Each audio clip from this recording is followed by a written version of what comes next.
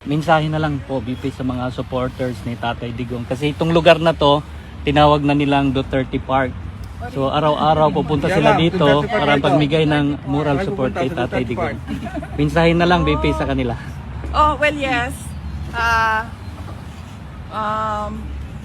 Usually, napapangalan ng mga parks at mga kalsada pag simba ko lang, patay na ang tao. But I'm happy that even if President Duterte is still alive and well, he already has a park. And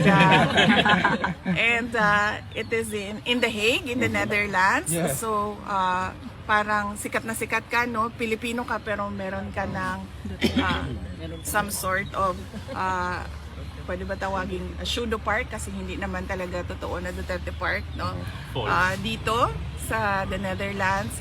Pero sigurado ako, knowing my father, he would want na yung Duterte Park na yan ay nasa loob ng Pilipinas at hindi sa loob ng Wala sa The Hague. Netherlands.